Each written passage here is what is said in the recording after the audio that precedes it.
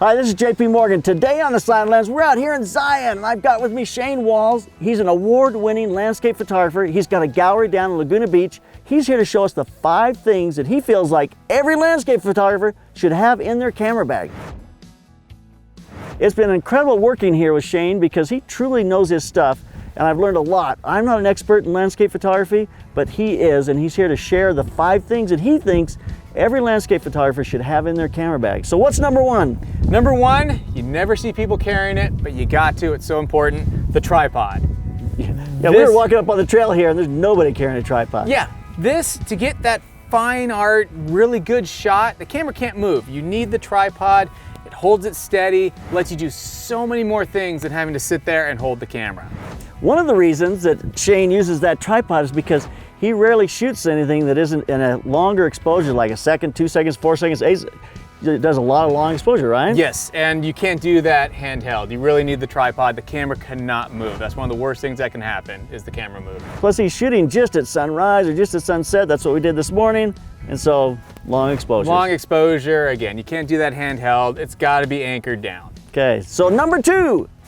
Let's go right into the cable release. All this with 2 seconds, 4 seconds, 10 seconds, you're still pushing the button here without the cable release. That camera moves for that little instant, and then if you push it again, it moves again. So it's so much safer once you're steady on the tripod, you're far away from the camera, you're not gonna bump it, you have the cable release, boom, boom. It helps so much, you have a mirror lockup, camera's not gonna move, you're gonna have such cleaner, more precise images.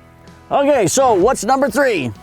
Number 3, I'm gonna say everything's my favorite, but my other favorite is the gradient filter. This is a huge lifesaver when you're out shooting landscape photography because it darkens the sky, or if you need something dark, if the sky is really hot and the foreground's really dark, this brings it all back together. Your dynamic range, it brings it closer so you can get one shot and you don't have to take 3 or 4 different shots just to get the correct exposure. By using this, putting this in front of the lens, you can play with it to get the sky, the same exposure as the foreground, so you're only doing one shot. Now, as people are gonna say, well, you can do that in Photoshop, but that's not the case necessarily. If you've got a long exposure, say 4 seconds, and you've got trees moving, you've got things moving, I mean, you can't those two together very easily. This gives you the ability to just clean that up, and it's really a smart way to work using a gradation filter. Yeah, and even if you do it in post, which it is possible, you're sitting in front of the computer for quite a long time just to get that right. This, 2 seconds, the shot is done, it's ready to go to print.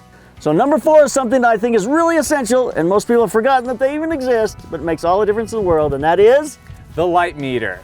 Yes, I know, you think you can do it in your camera. You can, but it's not nearly as precise as having a light meter out, ready to go.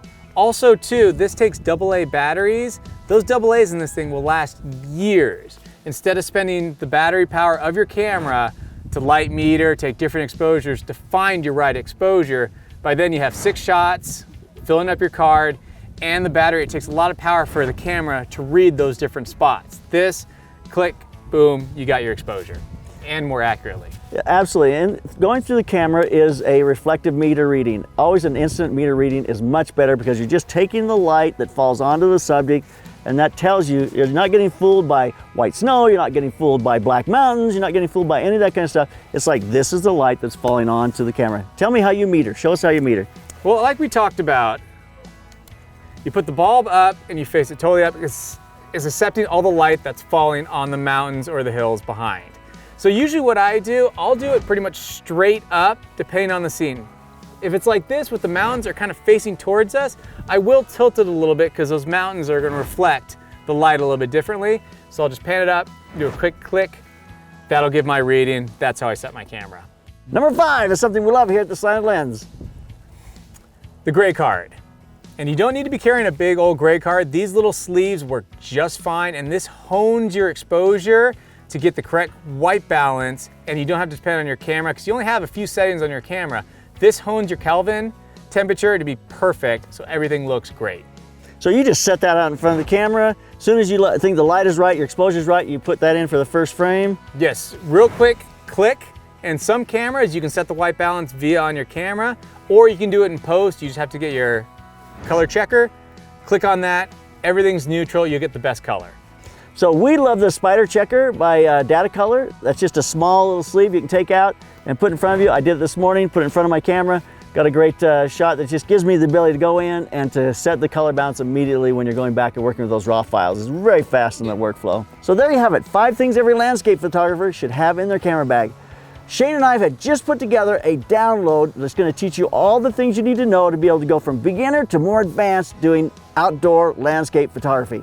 You're going to learn things like what I carry in my bag, camera settings. What are the camera settings? How I set up my shots, what I'm looking for to make it that special photograph. You're going to see how he meters. You're going to see how he sets his filters up. You're going to see all the things you need to know to be able to really get a great landscape, really a landscape art print you can use and sell. That's the goal, right? Yes, because you got to make your work different. You got to make it stand out. Everyone has a camera now. This will really help you move to the next level. All right, so get over to theslantlens.com where you can purchase this download today. Go to the store, get your download. It'll help move your photography to the next level and help you become a better landscape photographer. So there you go. Keep those cameras rolling and keep on clicking. Vanguard's new tripod, the Alta Pro 2V for video. You can level it with a bowl head. Just throw up your sticks, level your tripod, then you get those great pans, give you great nice horizon or time lapse. It's got a great video head, the PH123V. It'll handle up to 13 pounds, so it handles my C200 just fine. So this is a great combination, the Alta Pro 2V 263 with this PH123V video head.